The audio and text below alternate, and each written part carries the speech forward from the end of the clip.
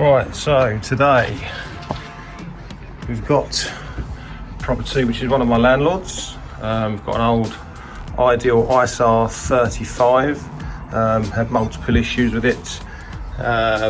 Domestic hot water heat exchanger, it's blocked, diverter valve passing, got quite a lot of muck in the system. I've done a water test already, let's double check that, so we need to give this a good flush. So today is just to take this bad boy out. I'm going to fit a nice new ATAG IC28 boiler. All we've got in here is just a single channel time switch, no thermostat, so we're going to update that to having a nest in.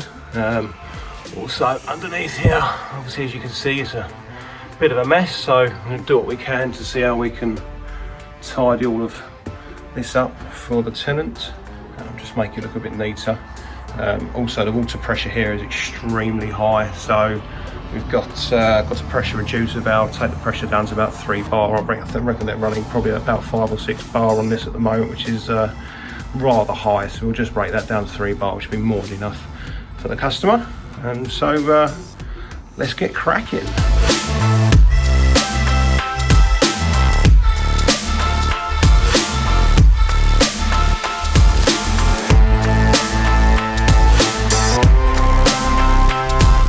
Right, so we're all finally cut back the flow and return pipes for the heating up in the corner there to give us plenty of space to work with.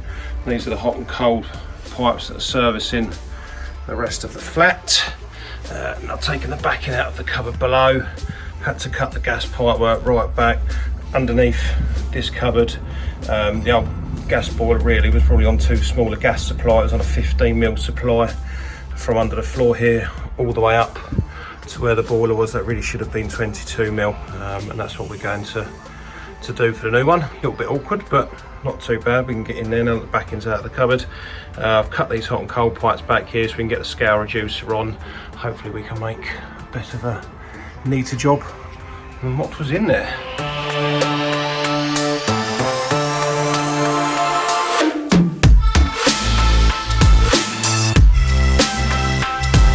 So the new boiler jig is on the wall.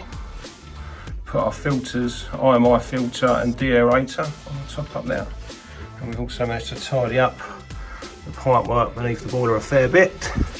Taken the backing out of the cupboard here. We've got to rerun the gas up here, that's the one that's not finished. We've also just sorted out this hot and cold pipe work, joined them on. We've used bends and 45 degrees where possible, just to help the flow of water and keep the noise in the system down. Scale reducer is under there. Hi Pete. Hi. And Pete is here at the minute. So under here, Pete's just doing a few bits of work under there, which is where the mains comes in. Put a pressure reducing valve in there to reduce the pressure to 3 bar. Pete's also going to just adjust the waste pipe in there so that all fits in nicely, and put in the shock arrestor as well, which will help stop water hammer and take up any expansion in the pipes from the boiler and prevent any leaks. Boiler's in, boiler's on. It's all been flushed out nicely.